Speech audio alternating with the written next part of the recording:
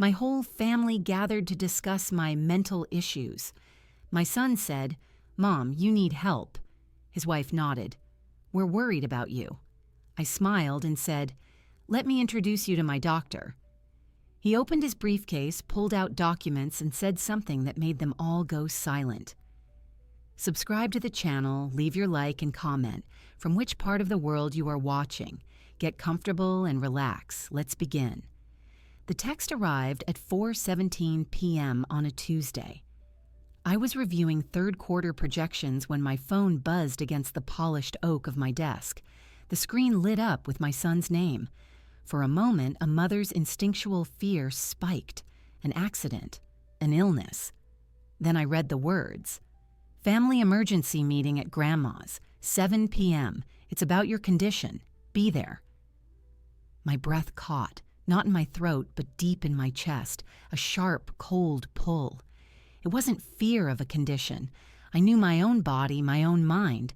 It was the dread of their judgment, condensed into that one formal, frantic sentence. The word condition sat there, in quotes he didn't type, but I could hear. I placed the phone face down. I finished the projection report. My hands were steady. I had learned long ago how to function around internal tremors. I arrived at my mother's house at 7:02 p.m. I used my key. The foyer was exactly as it always was. Polished hardwood, a console table with a vase of silk peonies, the faint scent of lemon polish and nostalgia. But the air was different. It was still. Charged. I heard the low murmur of voices from the living room, a sound that stopped the second the lock clicked. I walked down the short hallway. The living room archway framed the scene like a staged photograph. My mother, Eleanor, sat in her usual armchair, her hands knotted in her lap. On the sofa, facing the center of the room, sat my son, Marcus, and his wife, Sophia. They were not relaxed. They sat upright, dressed as if for a business meeting. And in the center of the room, directly on the Persian rug, was a single straight-backed dining chair. It was isolated. It faced the sofa and my mother's chair, a tribunal's seat. "You're late," Marcus said. His voice was not warm. It was a statement of fact, an opening gambit. "The traffic on the bridge was heavy," I said, my own voice calm. I did not move toward the empty chair. I stood in the archway, my purse still on my shoulder. "What is this, Marcus?" Sophia leaned forward, her face arranging itself into an expression of pained concern. "Alicia, please, come sit. We're all so worried." My mother's eyes found mine.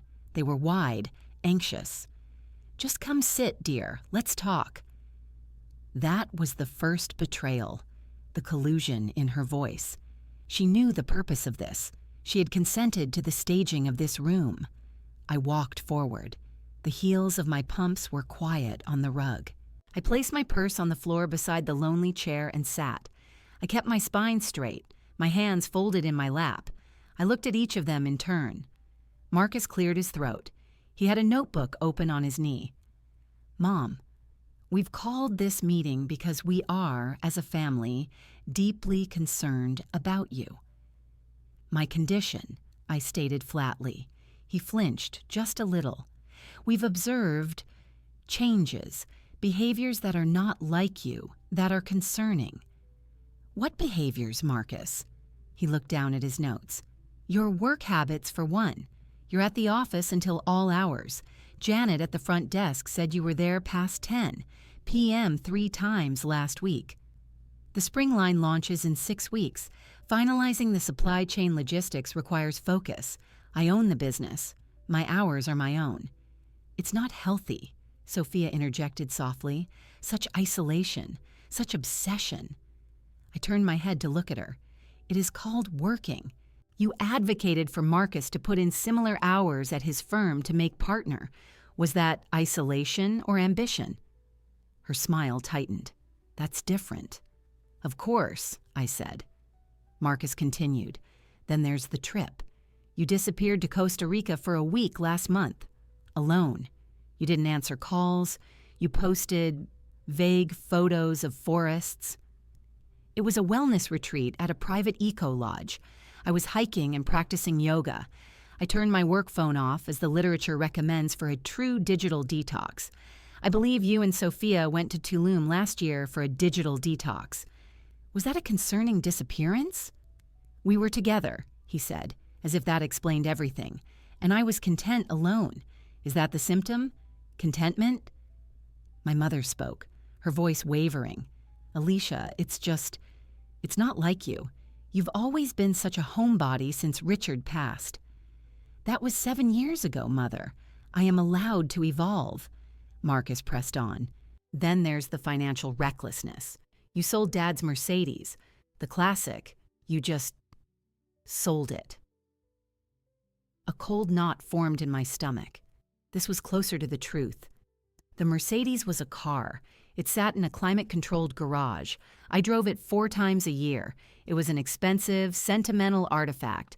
I sold it to a collector who will appreciate it. I used the funds to fully endow the junior designer internship program at the company. That is not recklessness. It is reallocation. It was Dad's. His voice rose, showing the emotion beneath the clinical tone. You didn't even discuss it with me. I would have bought it. You have a car, Marcus. You also have a mortgage, car payments, and a lifestyle that consistently exceeds your associate's salary. You could not have afforded what the collector paid. That is why I did not discuss it. It was not a family asset. It was mine. The room was silent for a moment. My words hung in the air, too direct, too revealing of my knowledge of his finances. I saw Sophia's eyes dart to him, a silent signal. These are just examples, Mom, he said, struggling to regain the scripted tone. The point is, there's a pattern, impulsivity, social withdrawal, erratic decision-making. We think you may need help. We're worried it could be early onset.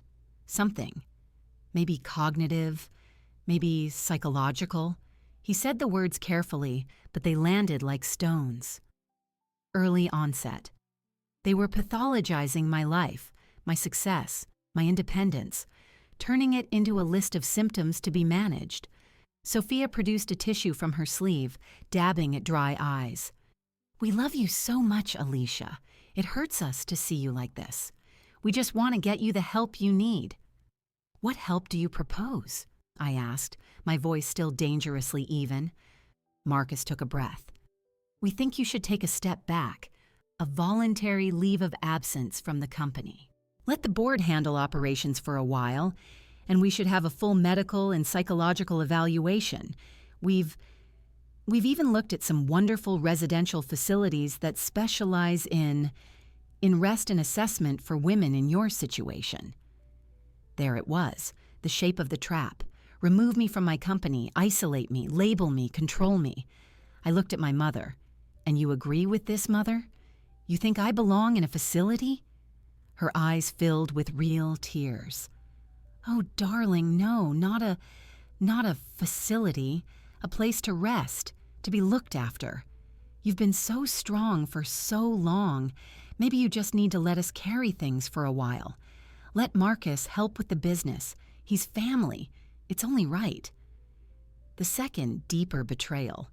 She was offering up my life's work to my son as a caretaker's fee. I felt a profound exhaustion. This was not a new dynamic. My competence had always made them uncomfortable. My grief had been acceptable, a weakness they understood. My recovery and subsequent thriving were not. They were a problem to be solved. I unclasped my hands. I looked at the 3 of them, their faces a mural of faux concern, greed, and misguided maternal fear. The cage they had built was elegant, constructed from the language of love and worry. For a moment, I felt the old urge to plead, to explain, to make them see me. But that time was past. I had made my decision the moment I read that text and made a subsequent phone call. I allowed a small, cold smile to touch my lips. It felt foreign. This is all so thoroughly planned, I said. This intervention, this diagnosis, this proposed course of treatment. I paused, letting the word treatment sour the air. You have assembled quite the case, but you seem to be missing one critical piece of evidence. Marcus frowned. What are you talking about? I reached for my purse, my movement slow and deliberate. I pulled out my phone, a professional medical opinion. I tapped the screen once, sending a pre-written text. I took the liberty of inviting my own expert to this family meeting. From the depths of the house near the kitchen, I heard the soft chime of the doorbell I had asked my mother's housekeeper to disable an hour earlier. A moment later, footsteps sounded in the hallway. All three of their heads swiveled toward the archway. Dr. Jonathan Thorne entered the living room. He carried a simple leather briefcase. He was a tall, distinguished man in a well-cut suit, his bearing one of calm authority. He did not look at me with pity or concern. He gave me a slight, professional nod. "Good evening," he said, his voice a deep, steady bass. "I am Dr. Jonathan Thorne. I believe you were discussing my patient's condition." He did not wait for an invitation. He walked to the sofa and took a seat on the very end beside Sophia, but turned his chair slightly so he was not aligned with them. He was not part of their panel. He was a new element in the equation. The shock in the room was a physical thing. Marcus's mouth was slightly open. Sophia's carefully constructed concern had frozen into a mask of confusion. My mother stared, bewildered. I finally leaned back in my solitary chair. The dynamic had just fractured. The cage door was still closed, but I was no longer alone inside it. "Now," I said, looking directly at my son, "shall we begin?" The silence that followed Dr. Thorne's entrance was absolute. It was the silence of a meticulously rehearsed play interrupted by a character from a different script entirely. I watched their faces, a study in arrested intention. Marcus's confident prosecutorial posture had deflated into confusion. Sophia's tearful facade had hardened into a mask of startled calculation. My mother simply looked from the doctor to me and back again, her hands fluttering in her lap. Marcus recovered first. His voice was tight, struggling to reclaim authority. "Who is this? Mom, what is this?" I introduced him, I said, my tone level. "Dr. Jonathan Thorne, he is my neurologist." "Your neurologist?" The word burst from Marcus with a force that betrayed his panic. "Since when do you have a neurologist? What's wrong with you?" I noted his immediate leap to "what's wrong" rather than "why did you need one?" It confirmed everything. Since my annual physical 6 months ago, when my physician recommended a comprehensive workup as part of a proactive health protocol for individuals over 40. It is called preventive care, Marcus. You should consider it. Dr. Thorne placed his briefcase flat on his knees but did not open it. He offered a small, polite nod to my mother. "Mrs. Carter, I apologize for the intrusion on your family evening." My mother stammered, It's no intrusion, doctor, Sophia found her voice sweet and laced with a new, sharp curiosity. "A neurologist? Alicia, you never mentioned any neurological concerns. This is exactly what we've been worried about. You keeping important health information from your family." She had pivoted beautifully, trying to assimilate his presence into their narrative. "See? She's been seeing a specialist in secret. More proof." "I keep many things private, Sophia," I said. "It is my prerogative. I mentioned the physical. You were at the fundraiser for the art museum that evening, if I recall. It didn't seem pertinent." Dr. Thorne spoke, his voice a calm, deep counterpoint to the rising tension. "I can assure you, Mrs. Carter," he said, addressing Sophia, "my patient has been exceptionally thorough and forthcoming within the confines of our doctor-patient relationship. Her health is a matter of rigorous record, not secrecy." Marcus stood up, unable to remain seated. He began to pace a short path behind the sofa. "This is ridiculous. This doesn't change anything. So you have a doctor. Fine. He can confirm you need help. Doctor, surely you've seen the signs. The isolation, the erratic behavior, the financial decisions." Dr. Thorne turned his head slightly to observe Marcus. His expression was professionally neutral, but his eyes were sharp, assessing. "My observations are based on clinical evaluation and empirical data, Mr. Carter," not familial perception. They are rather distinct categories. I felt a flicker of cold satisfaction. He was drawing a line and he was placing himself firmly on my side of it.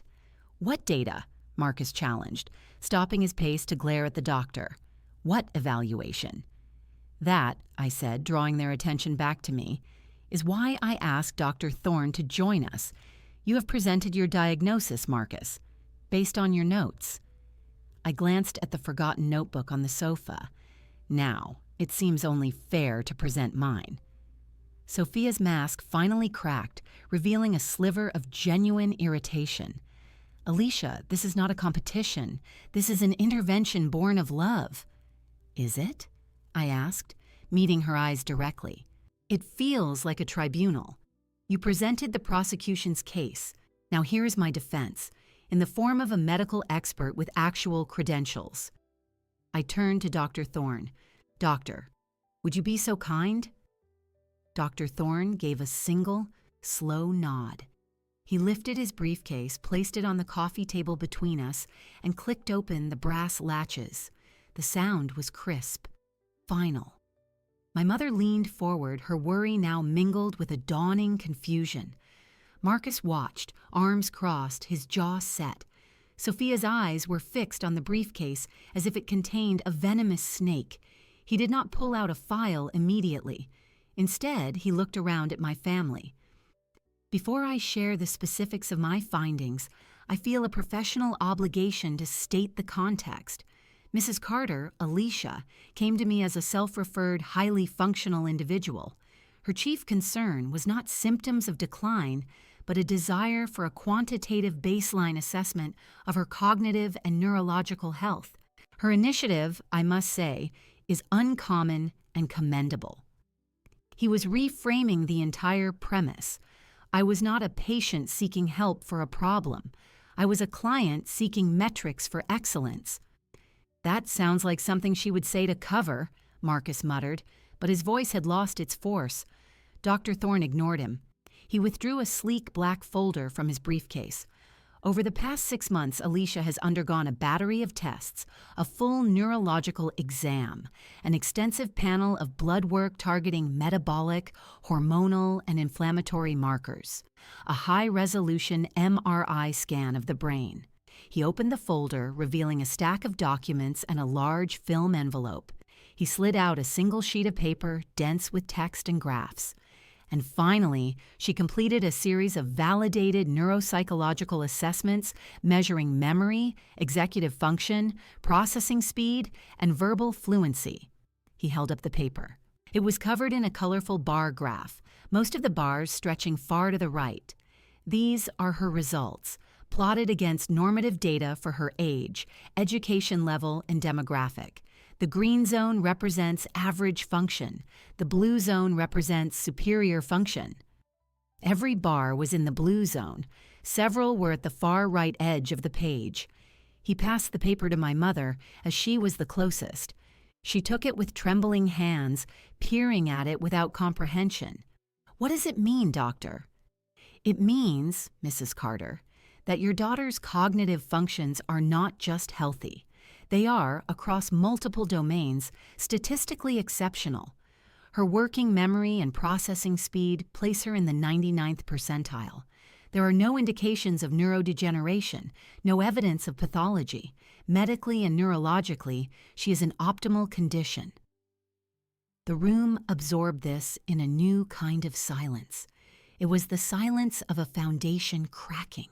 Their entire premise, that I was slipping, becoming unsound, was being dismantled with a bar graph. Sophia snatched the paper from my mother's hands. Her eyes scanned it, her lips moving slightly as she tried to parse the data. She looked up, and for the first time I saw real fear in her eyes. Not fear for me, fear of this. This is just one test. It doesn't address behavior. It doesn't explain the choices. Dr. Thorne regarded her coolly. Medical science diagnoses disease and measures function. It does not pass judgment on life choices unless those choices are driven by impairment. I have found no impairment. None. He emphasized the last word, letting it hang. Marcus had gone very still. The color had drained from his face. He was staring at the briefcase as if it had betrayed him. "Then why?" he asked, his voice hoarse. "Why all this? Why the tests? Why the secrecy?" I leaned forward then, placing my elbows on my knees, folding my hands together. This was the moment, the calm before the truth indeed. "That," I said quietly, "is the right question, Marcus. Finally, you assumed the tests were to find something wrong. You were looking for a deficit, a sickness to explain my actions, to justify your plans for me." I paused, letting the accusation in my words settle. I saw my mother flinch. "You never considered," I continued, "that the tests might have been to prove something right." My words hung in the charged air. They were all looking at me, waiting for an explanation that would make their world make sense again. I gave them none. I simply nodded to Dr. Thorne. He was the instrument now. I would let him play the notes. "Indeed," Dr. Thorne said, picking up the thread. He reached back into his briefcase. This time, he withdrew a large, flat envelope made of thick, opaque film. He opened the clasp and slid out a sheet of clear plastic. It was an MRI film. He held it up to the light from the table lamp, and the ghostly image of a brain sliced in a cross-section glowed against the backdrop of my mother's living room. "This," he said, his voice taking on the didactic tone of a professor, "is a T1 weighted magnetic resonance image of Alicia's brain. Axial view." He pointed with a pen. "Here's the hippocampus, critical for memory. Here, the prefrontal cortex, for executive function. The structural integrity is pristine. There is no cortical thinning, no evidence of ischemic changes or white matter hyperintensities beyond the minimal, age-expected background. In layman's terms, her brain architecture is that of a healthy individual significantly younger than her chronological age." He passed the film to Marcus, who took it reflexively, his eyes wide as he stared at the unfamiliar, swirling gray-scale landscape. It was a physical object, a scientific artifact that contradicted his entire story. He couldn't argue with it. He didn't know how. But the behaviors... Sophia tried again, but her voice was weaker, grasping at straws. Dr. Thorne placed the film envelope down and retrieved another folder. This one was heavier, bound with a clip. "The behaviors you cited," he said, opening it. "Let us examine them through a different lens. You mentioned late nights working. The cognitive assessments show an exceptionally high capacity for sustained focus and complex problem solving, traits directly correlated with entrepreneurial success. What you pathologize as obsession is, in fact, a neurocognitive strength." He flipped a page. "The solo trip. Alicia scored in the 99th percentile for independence and self-sufficiency measures on her psychological eval. A desire for solitary, reflective time is a correlate of high intelligence, not a symptom of withdrawal. The retreat in Costa Rica was, by her itinerary, filled with physically and mentally stimulating activities. It was cognitive enrichment, not escape." He looked up at Sophia. "As for the sale of the vehicle, that falls under financial decision-making. While not my direct purview, the tests show superior judgment and foresight in scenarios assessing practical reasoning. The neural networks responsible for weighing long-term benefits against short-term sentiment are, in her case, highly efficient." My mother was crying silently now, but they were different tears. They were tears of confusion, of a narrative breaking. She's really all right?" she whispered to the doctor as if I weren't there. "She is more than all right, Mrs. Carter," Dr. Thorne said, his voice softening just a fraction when addressing her. "She is exemplary." Marcus finally found his voice, throwing the MRI film onto the coffee table as if it had burned him. "This is a sidestep, a bunch of medical jargon. It doesn't answer the why. Why go through all this? Normal people don't do this." "You are correct, Marcus," I said, speaking for the first time since my last statement. "Normal people often do not. But then, the testing wasn't for normal, it was for verification. Dr. Thorne closed the second folder. He reached into his briefcase one final time and produced a single sheet of heavy, cream-colored paper. It looked more like a formal letter than a medical document. He did not hand it around. He held it, allowing them to see the elegant letterhead. The comprehensive evaluation was not initiated solely for health baselining, Dr. Thorne explained. It was also a prerequisite. Alicia was nominated 6 months ago for membership in a highly selective international society, one that requires independent, peer-verified evidence of superior cognitive function for admission. The society's mandate is to connect exceptional minds across disciplines for collaborative problem-solving. He let that settle. A society. A nomination. Peer-verified. Furthermore, he continued, her results, with her consent, were shared with the Global Neuro Wellness Institute. They are launching a public awareness campaign on brain health and are seeking a brand ambassador, someone who embodies the principles of proactive cognitive care. The candidate needed to be not only a compelling personal story, but also have the empirical data to support the message. Alicia's profile was a perfect match. The offer came through last week. It is a significant, multi-year contract. The room was so quiet I could hear the faint hum of the refrigerator down the hall. The pieces were snapping into a picture they had never imagined.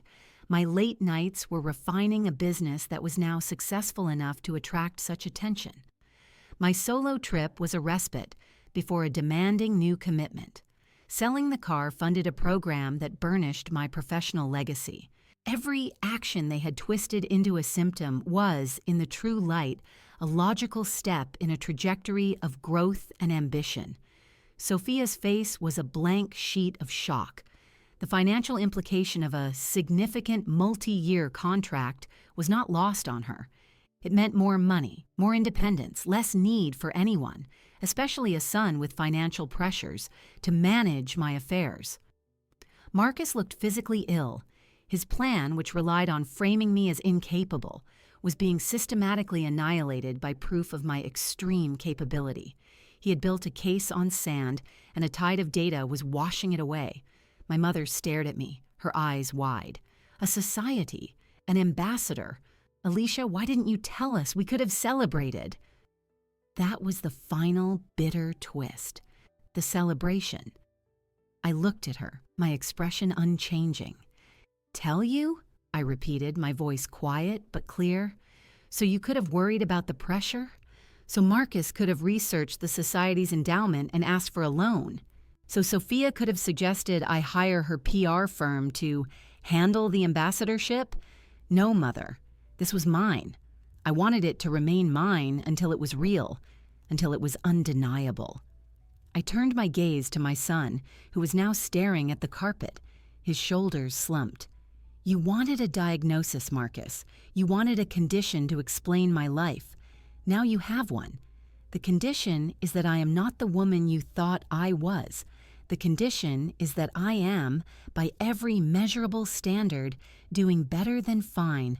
And that, it seems, is the one condition you and your wife cannot accept. The silence after my last statement was different from the others. It was not the silence of shock, nor of confusion. It was the silence of a vacuum, where the air had been sucked out by the sheer force of a collapsing reality. My family's version of me, the fragile, declining widow, had just been declared a fiction by a man with a briefcase full of facts. What was left in its place was a stranger to them, a woman of certified, exceptional capability. Marcus broke the vacuum. He let out a short, harsh laugh that held no humor. A brand ambassador for a brain institute, that's absurd. He said it to the room, but the defiance was thin, desperate. It is a logical partnership, Dr. Thorne replied, unruffled. He placed the cream-colored letter back into his briefcase. The Institute's mission is to promote evidence-based practices for cognitive longevity. Alicia embodies that mission perfectly. She is a successful entrepreneur who has proactively managed her health and can demonstrate the results with data. Her story is compelling. Her metrics are impeccable. It is, as they say, a good fit. A good fit, Sophia echoed, her voice hollow. She was trying to process, to find the new angle. Her eyes, which had been darting between us, now settled on me with a sharp, reassessing look. The pretend concern was gone, stripped away. What remained was calculation. This is a recent development. The formal offer is recent, I confirmed. The process has been ongoing for months. And you said nothing. This was my mother, her voice trembling with something that might have been hurt or might have been dawning shame. I said I had a neurological workup. You nodded and changed the subject to Marcus's promotion, I reminded her, my tone flat. You did not ask for details. You never do. She flinched as if I'd touched her with something cold. Marcus shook his head, refusing to cede ground. None of this explains why you'd need to keep it secret, why all the tests. Normal people don't get nominated for high IQ societies. That's for geniuses, for... He trailed off, unable to finish the sentence that would inadvertently compliment me. Dr. Thorne leaned forward slightly, resting his forearms on his knees. He was now addressing Marcus directly, like a tutor with a stubborn student. The society in question, the Mensa-affiliated Sigma Circle, does not publicly solicit members. Nominations are confidential and come from existing members. Alicia was nominated by a former colleague from her MBA program, a man who is now the head of research at a major tech firm. He cited her strategic acumen in building her company from the ground up. The nomination was a professional courtesy, an acknowledgement of a peer. He let that word hang there. Peer. My son had been trying to have me declared incompetent. Meanwhile, in another world, leaders in technology and science were identifying me as an intellectual peer. The subsequent evaluation, Dr. Thorne continued, was not a medical examination for illness. It was an audit, a verification of ability. The cognitive assessments, the MRI, they were the equivalent of an engineer stress testing a bridge. The bridge is not weak because it is tested. The test confirms it can bear more weight than usual. That is what these results indicate. Your mother's cognitive infrastructure can bear a significant load. It has been doing so, quietly, for years. I watched the understanding finally, painfully, dawn on Marcus's face. It wasn't just that I was healthy. It was that I operated on a level he had never acknowledged, a level that required proof to believe. He had spent this evening listing my supposed failures, and each one had been dismantled and rebuilt as an achievement. My work ethic was a strength.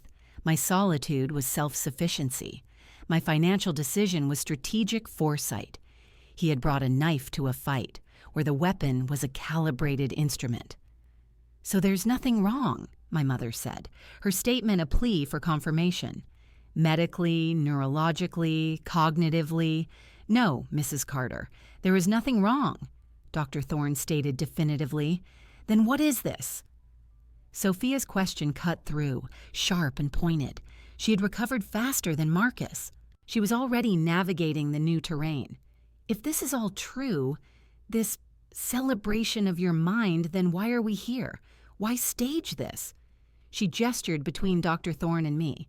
Why bring a doctor to a family meeting just to tell us you're brilliant? That could have been a phone call, a dinner announcement. She was clever. She was steering the conversation away from their defeat and toward my motives, trying to paint my actions as the erratic ones. It was a deft pivot. I smiled then, a small, cold movement of my lips. You answered your own question, Sophia. You called this a family meeting. But it was never that. It was a summons, an intervention. You had already written the script. You had already decided on my role. The patient, the diminished one. You had the chair waiting. I glanced at the solitary dining chair I still occupied. If I had called a dinner to announce an ambassadorship, you would have smiled and asked about the salary, and then suggested I be careful not to overexert myself. You would have found a way to diminish it, to make it smaller, to fit it into the box you have for me. I looked back at her. So no, I did not want a dinner announcement. I wanted you to sit where you are now. I wanted you to present your full case against my competence. I wanted you to commit to it out loud in this room, and then I paused, letting the weight of the gathered evidence fill the space. I wanted you to hear, from an unimpeachable source, exactly how wrong you were. I didn't bring Dr. Thorne here to tell you I'm brilliant. I brought him here so you would have to sit quietly and listen while he explained that you are not qualified to judge me, that your diagnosis is not only incorrect, it is a profound misreading of the evidence. The real condition you've been observing isn't in my brain. It's in your perception, and that is a condition I cannot fix for you. They stared at me, the truth of my words settling into the cracks of their own narratives. I could see it in their faces, the dawning, uncomfortable understanding that this had not been a defensive maneuver, but an offensive one. I had not come to defend my sanity. I had come to expose their presumption. For a moment, no one spoke. The living room was a museum of failed assumptions. Then Marcus's face contorted, not with understanding, but with a fresh, stubborn anger. So this is a game to you? A way to prove you're smarter than us? To humiliate your own family? His question was a deflection, a last attempt to cast me as the villain of the piece. It was the perfect cue. The present confrontation had reached its peak. It was time to reveal the engine that had driven it. No, Marcus, I said, my voice dropping into a lower register. It is not a game. It is a consequence. You asked why I would stage this. The answer is simple. I needed you to state your intentions in this room formally before a witness so that there could be no later revision of history. So you could not claim this was all a misunderstanding, born of love. I shifted in the chair, not out of nervousness, but as if settling in for a story. But your question does remind me of another conversation, one that clarified everything for me. It happened about a week ago in my garden. I saw Sophia's body tense. A flicker of panic crossed her eyes before she could suppress it. Marcus looked confused, then wary. It was a Tuesday afternoon, I continued, my gaze drifting past them to the window, as if looking into the past. Unseasonably warm. I was in my study, the windows open to let in the spring air. I had just finished a call with the Neuro Wellness Institute's legal team. I stepped out onto the second-floor balcony that overlooks the back garden. I intended to water the hanging ferns. That's when I heard your voices, Marcus. Yours and Sophia's. You were below, near the rose bushes, thinking you were alone. The memory was vivid. The scent of damp soil and early blossoms, the dappled sunlight through the oak leaves, and their voices clear and carried upward on the still air. She's never going to just hand over control, Marcus. You've seen her. She's clinging to that company like a life raft. That was Sophia's voice, its usual sweet tone replaced by one of sharp practicality. I know, but this wellness retreat nonsense, selling Dad's car, it's getting weird. People are starting to notice. Marcus, sounding aggrieved, put upon. Exactly, which is why our approach is correct. We're not attacking her.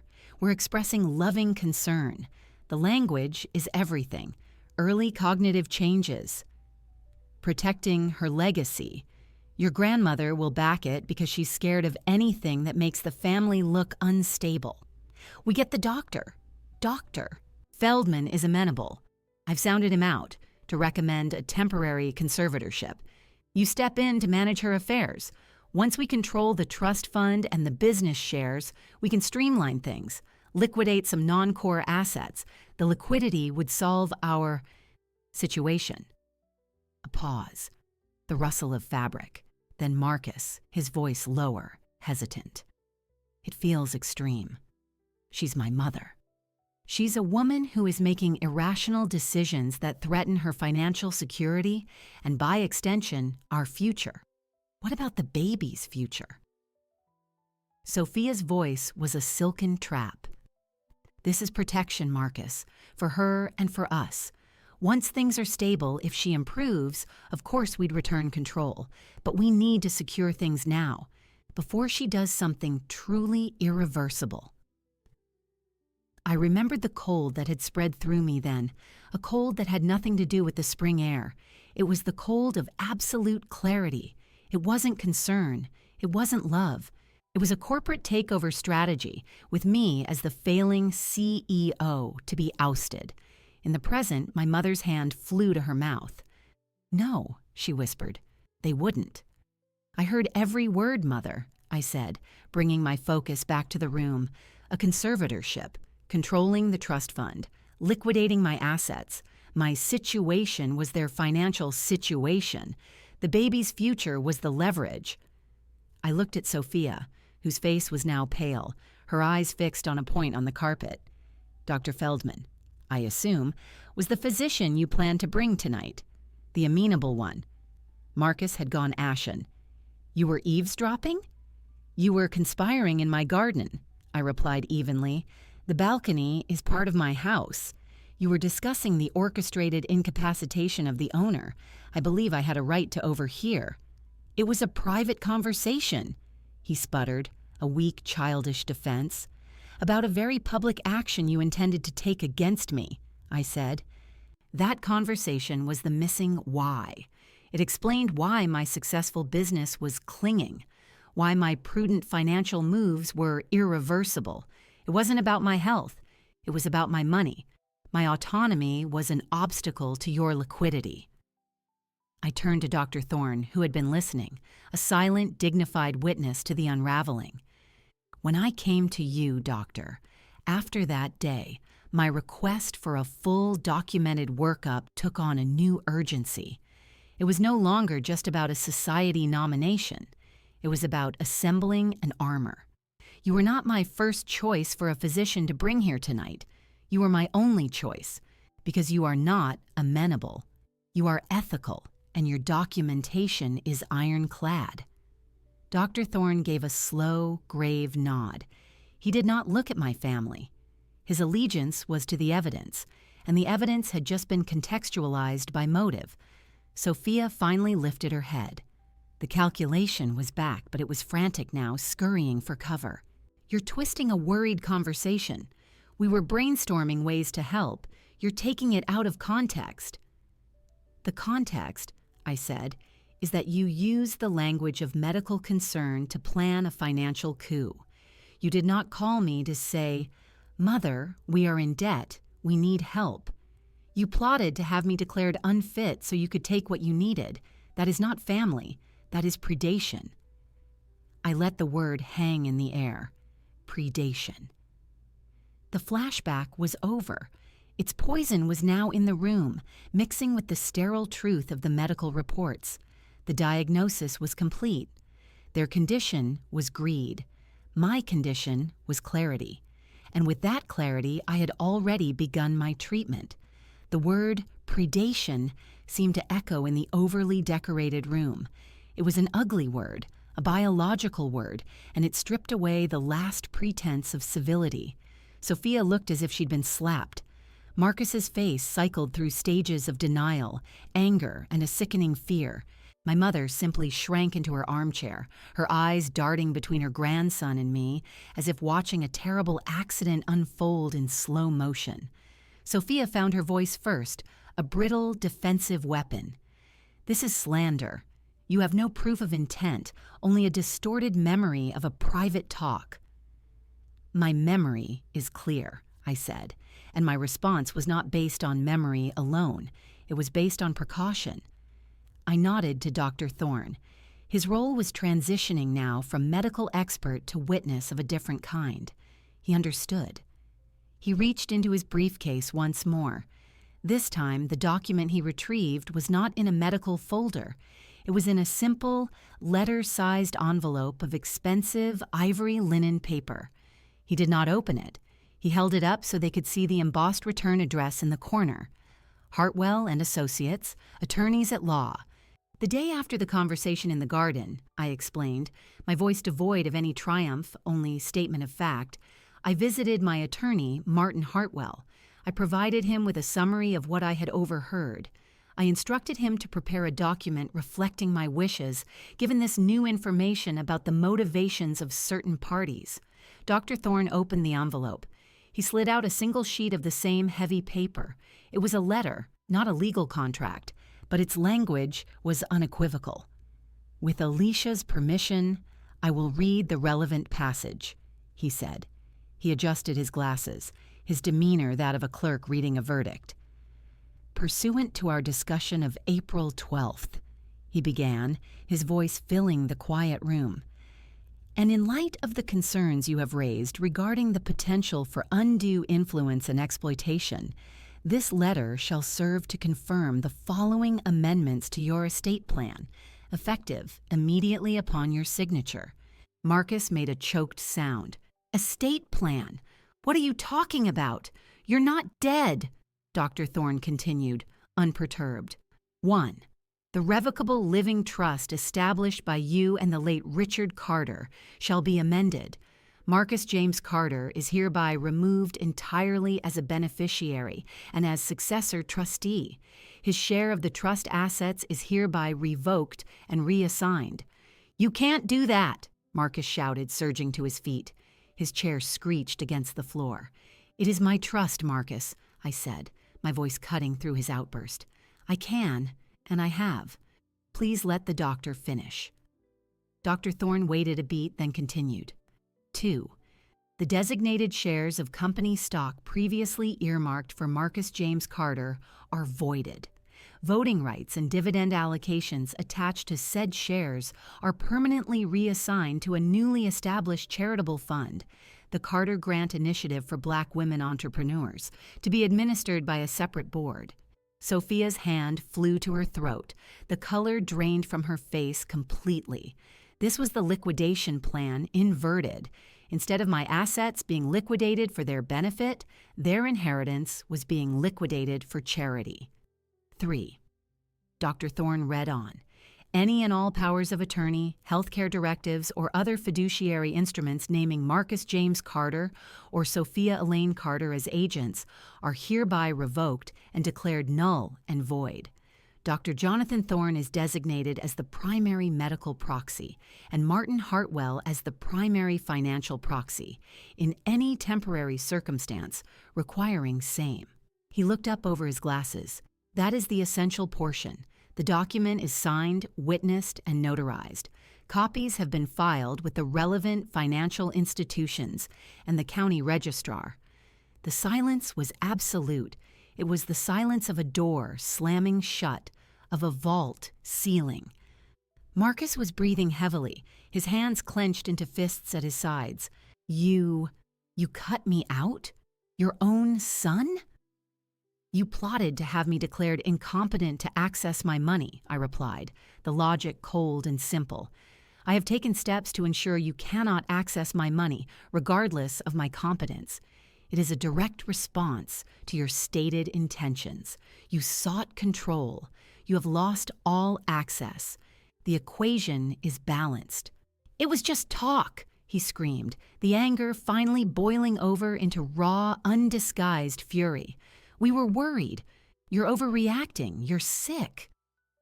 The medical evidence suggests otherwise, Dr. Thorne interjected calmly, gesturing to his closed briefcase. And the legal document is a reflection of sound mind and deliberate intent, not an overreaction.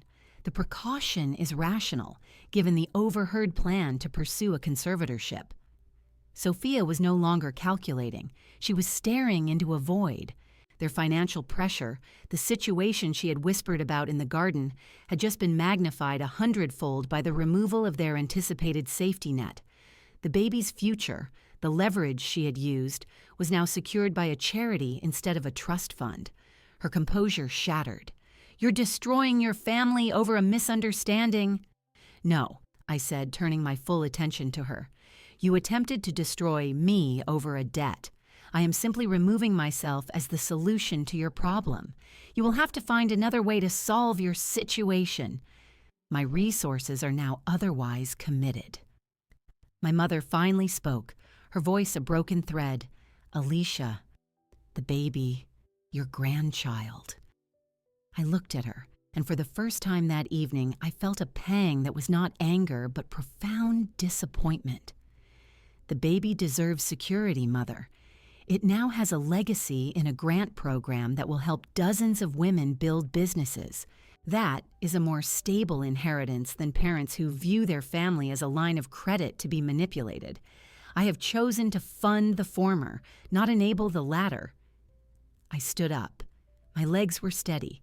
The empty chair, my assigned place in their tribunal, was now just a piece of furniture. "The meeting, I believe, is concluded. You called it to discuss my condition and propose a course of action. My condition is optimal. My course of action is already in motion." I looked at Marcus, whose fury was collapsing into a stunned, vacant stare. "You wanted to help me, Marcus. Thank you. You have helped me see exactly what was necessary." I stood there, the space around me feeling both immense and claustrophobic. I had said my piece to Marcus, a final cold punctuation mark on the sentence of his betrayal. The legal and medical facts were laid bare, but the room was not settled. There was one more account to be settled, older and more deeply rooted than my son's greed. I turned to my mother. Eleanor Carter was crying in earnest now, silent tears carving paths through her powder. She wasn't looking at Marcus or Sophia. She was looking at me, and in her eyes was a dawning horror that had nothing to do with trust funds. "Alicia," she whispered, the name a plea. For years, I had managed her. I had tempered my successes so as not to overshadow her idea of a woman's place. I had downplayed my struggles so as not to worry her. I had allowed her to believe a gentler version of me, one that fit neatly into her world of family appearances and quiet compliance. That version was gone, shattered on the rocks of her grandson's avarice and her own complicity. "You chose to believe them," I said. My voice was lower now, and to my own ears it sounded younger. It was the voice of the girl who had brought home a perfect report card to find her mother fussing over her brother's scraped knee. The moment you received that text, the moment you agreed to this, staging, you chose their story over mine. You always have. She shook her head, a frantic, denying motion. "No, darling, no. I was scared. They said you were... They had a list. You have never needed a list to doubt me, Mother," I said, the words coming with a clarity that felt surgical. "When I said I wanted to go to business school, you asked if teaching wasn't more stable for a woman. When Richard died, you told me to sell the company, that it was too much for me to handle alone. When I built it into something successful, you called it my little project. You have spent my entire life translating my ambition into something smaller, something more palatable to you.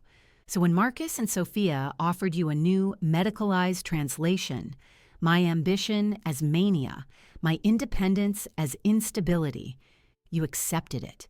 It fit the pattern. Dr. Thorne was a statue in the corner of my vision, a witness to this private autopsy. Marcus was still reeling from the financial blow.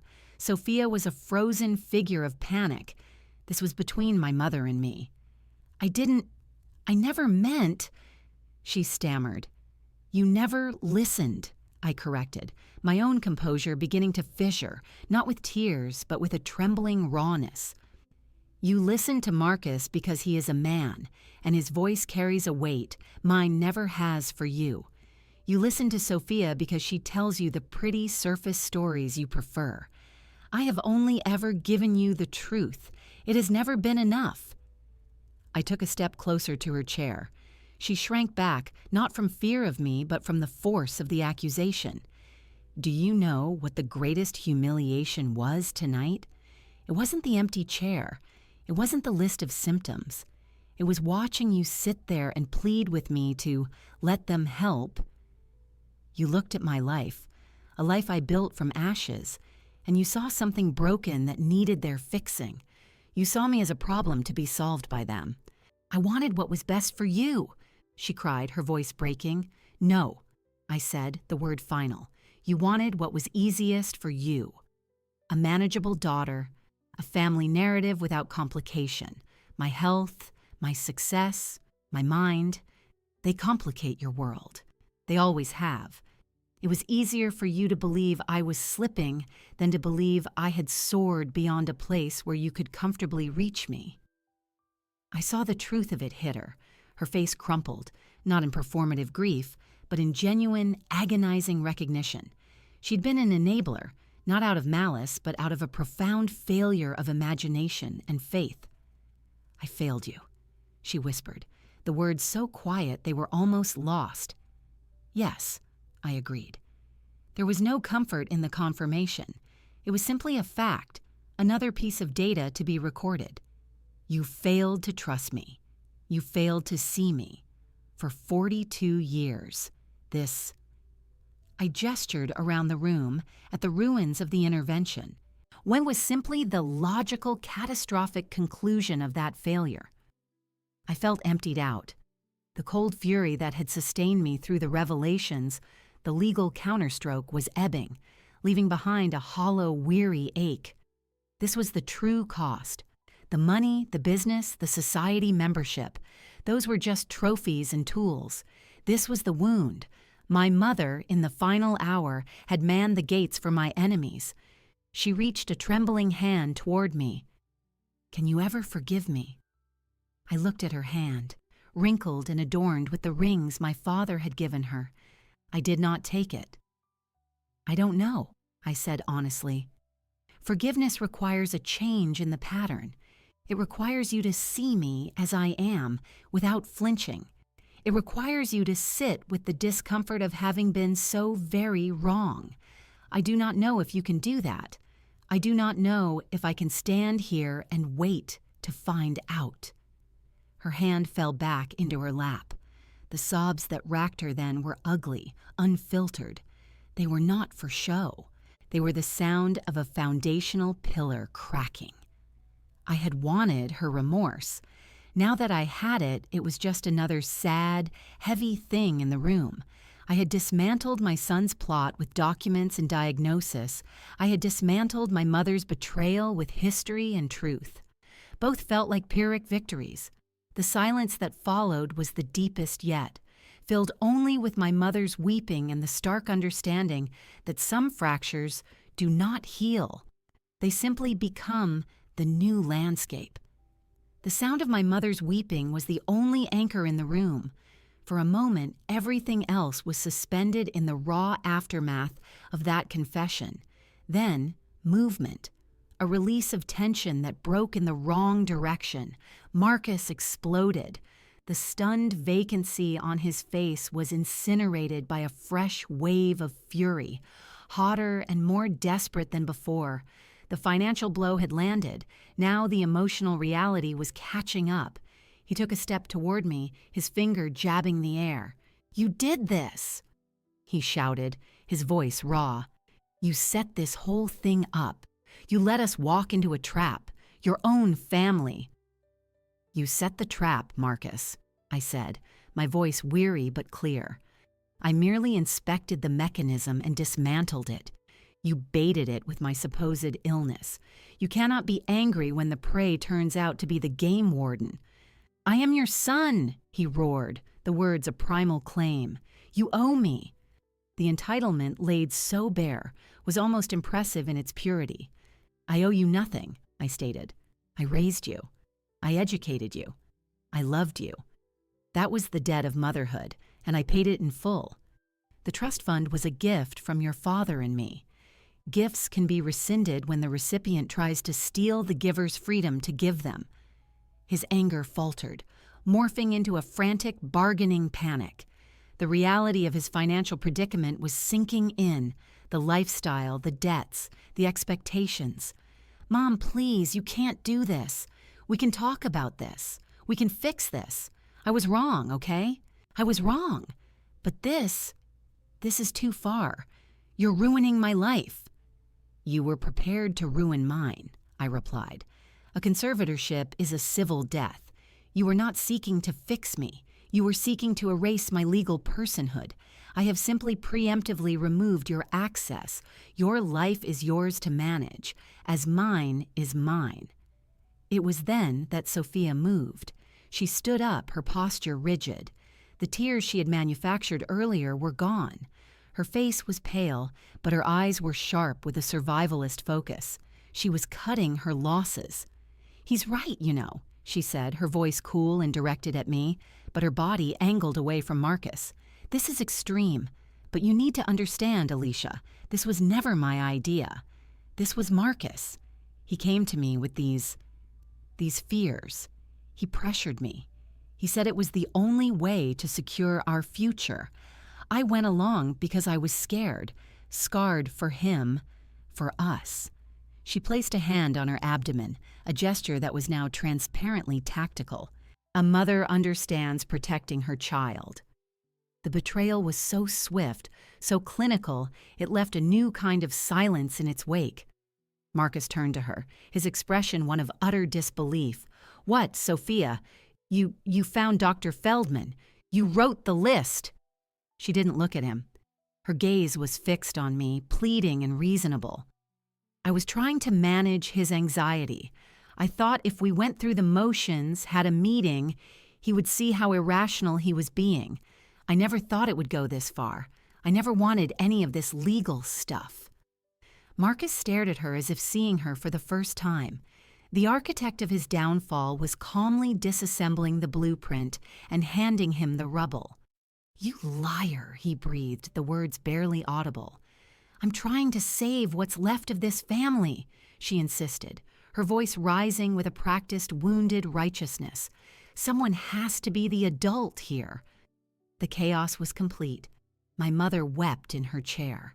My son stood betrayed by his wife, his inheritance gone, his plot exposed. My daughter-in-law was busily rewriting history in real time, casting herself as a coerced victim. The elegant living room was now a theater of the absurd. Through it all, Dr. Thorne had been a silent column of calm. He watched the disintegration with a professional detachment, but I saw a faint sadness in the lines around his eyes. This was the human fallout his documents had triggered. He closed his briefcase with a decisive click. The sound cut through the cacophony. He stood, smoothing his suit jacket. "Mrs. Carter," he said, addressing me, "I believe my role here is concluded. The documents have been presented. The information has been conveyed." He gave a slight, respectful nod. "You have my number should you require any further professional consultation."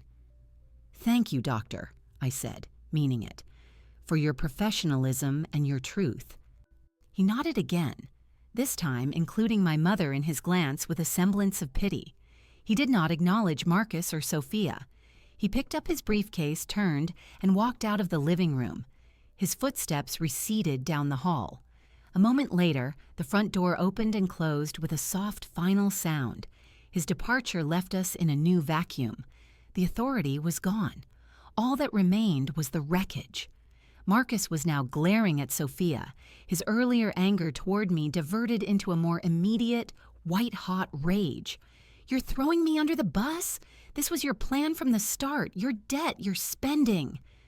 "My spending?" Sophia shot back, her composure fracturing into a snarl. "The Porsche was your idea. The club membership. You're the one who couldn't stand seeing your mother live better than you." They were unraveling each other, stitch by vicious stitch. The alliance forged in greed was disintegrating in blame. My mother lifted her head, her face ravaged. "Stop it! Both of you, just stop! Can't you see what you've done?"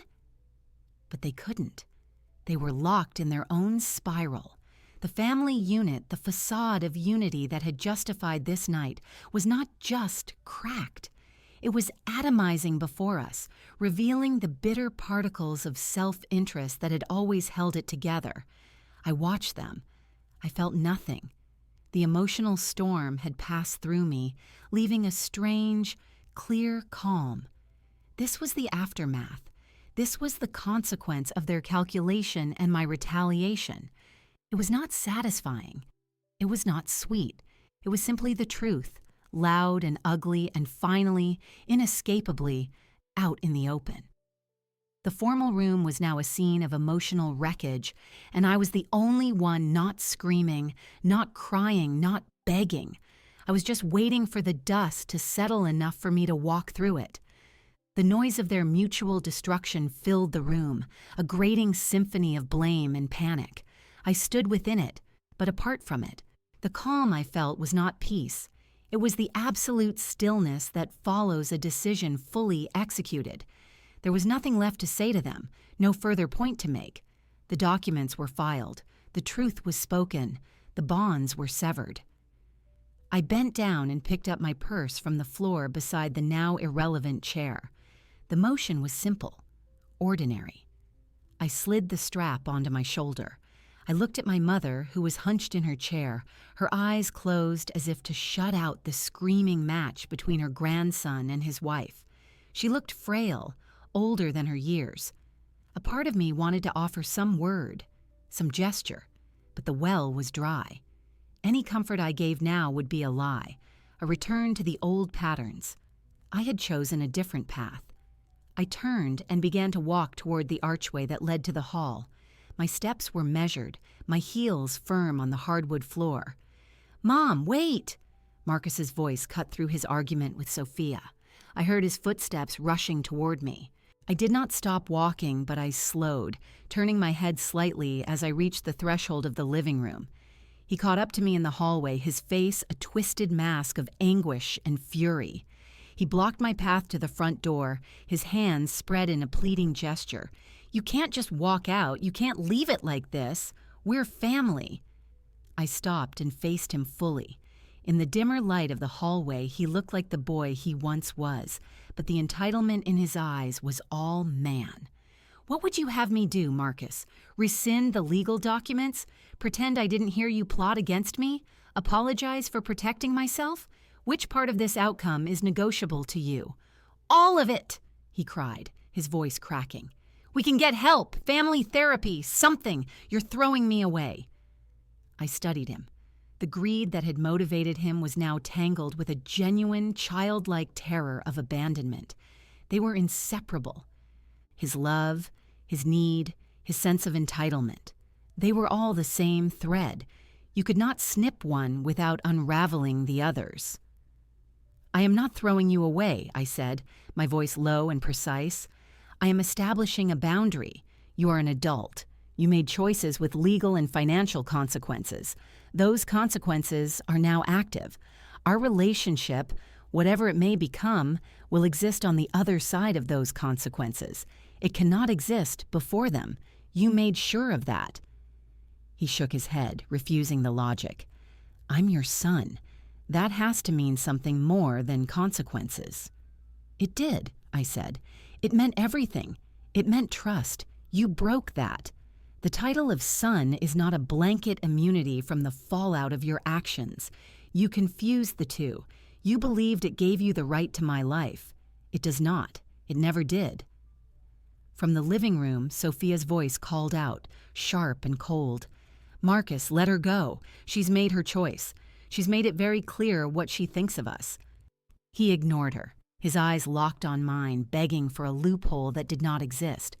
"What am I supposed to do now?" It was the first honest question he had asked all night.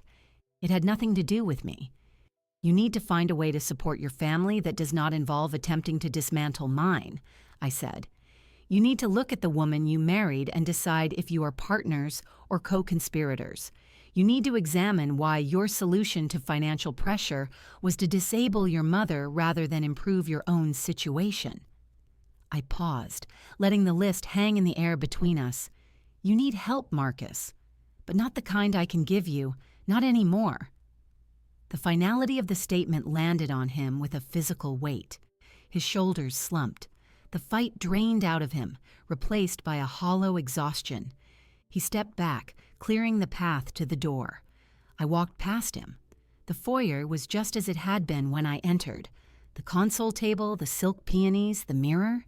My reflection looked back at me. Composed, intact. I reached for the doorknob, the brass cool under my fingers. Alicia. My mother's voice came from behind me, from the entrance to the living room. I turned. She stood there, leaning against the doorframe for support. Her face was swollen, her eyes red. She held a crumpled tissue in her hand. Will I see you again?" she asked. It was not a demand. It was a fragile, hopeful whisper. I looked at her. This woman who had chosen the wrong side but was, in her own way, also a victim of the narrative she cherished. The love was still there, a bruised and complicated thing, but trust was gone. "I don't know, Mother," I answered honestly. "I need time. You need time. We will have to see what remains after the dust settles. Good night." I did not wait for her reply. I turned the knob, pulled the door open, and stepped out into the cool evening air. Behind me, I heard the soft click of the latch engaging.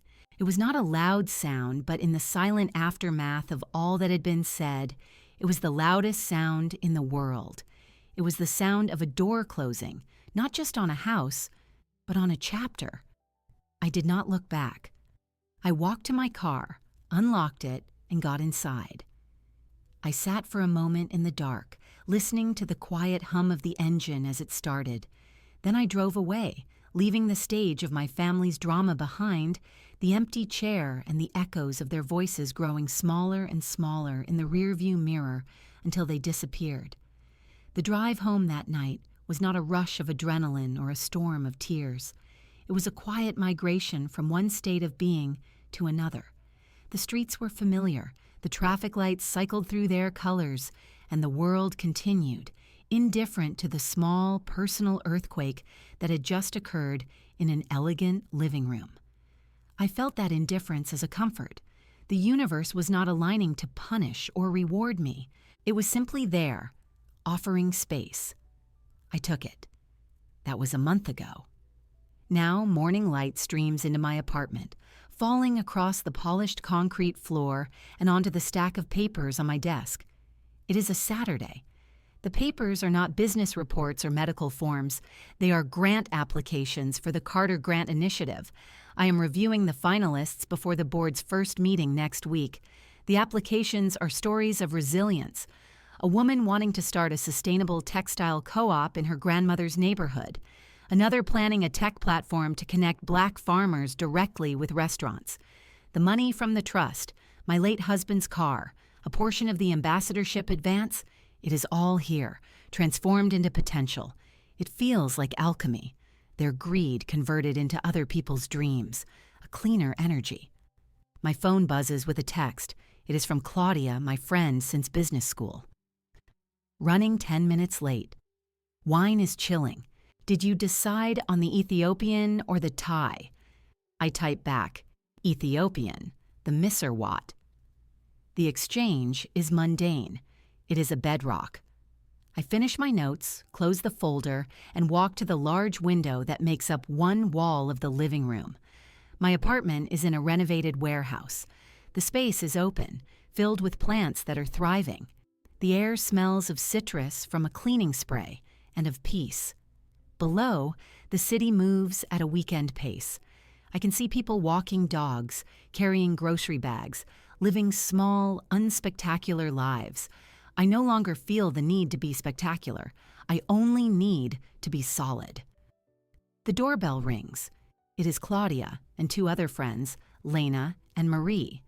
They come in with the easy familiarity of those who have earned their place. They bring wine, laughter, and questions about the grant finalists. We talk about their lives, their work, a new exhibit at the museum. The conversation is a net, holding us without squeezing. No one pities me. No one treats me as a victim or a victor. I am just Alicia, who had a difficult family thing and is now funding cool projects. Over the platter of injera and stews, Marie asks, "Have you heard from any of them?" She says it casually, without weight. It is a question, not a probe. "My mother calls once a week," I say, tearing a piece of bread. She leaves a voicemail. She talks about her garden, a book she's reading. She does not ask for anything. She does not explain. She just reaches out. I have not called back yet. I am not ready, but I listen to the messages. Claudia nods. That's something. A start. And Marcus? Lena asks, her tone neutral. Through my lawyer. He and Sophia are selling their house. Downsizing. There was some financial reassessment required. I do not elaborate. They do not need the details. The consequence is clear. The communication is legal and logistical. That is all I require for now. There is no gloating in my voice. There is no sorrow. It is a report. They accept it as such. The conversation flows on to other topics. This is the new dawn. It is not a dramatic sunrise. It is the gradual lightening of the sky that happens while you are busy with other things. It is the quiet certainty that the night has passed. After dinner, we clear the plates. Claudia washes, I dry. The domestic rhythm is soothing. My phone, charging on the counter, lights up with an email notification. It is from the Global Neuro Wellness Institute. The contract is finalized. The first official photo shoot is scheduled. I feel a flicker of professional satisfaction, not validation. The title of brand ambassador is a job, not an identity. Later, after my friends have left with hugs and promises to meet again soon, I am alone in the clean, quiet space. I pour a glass of water and walk back to the window. The city is alight now, a grid of steady, golden points in the dark. I think about the empty chair in my mother's living room. It does not haunt me. It is an artifact. I think about the sound of the door closing behind me. It was not an ending. It was an exit. I used the tools available to me. Medicine, law, money, not as weapons, but as shields and building materials. I protected what was mine. I am building something new. The vengeance was not in the disinheritance or the humiliation. Those were byproducts. The vengeance was in my continued existence, my undeniable sanity, my quiet happiness. They tried to write me out of my own story as an unreliable narrator. I took back the pen. The story now is mine alone to tell, and this chapter is quiet and warm and sufficient. I finish the water, place the glass in the sink, and turn off the main lights, leaving only a soft lamp glowing in the corner. I check on my plants, run a finger over a leaf that has unfurled since morning. There is growth here. It is slow. It is real. I go to bed. The sheets are cool and clean. I lie in the dark, listening to the distant hum of the city, a sound that is neither lonely nor intrusive. It is simply the world, turning, and I am in it, whole and awake and at peace. The meeting is adjourned. The condition is resolved. The dawn, unremarkable in mine, has already come.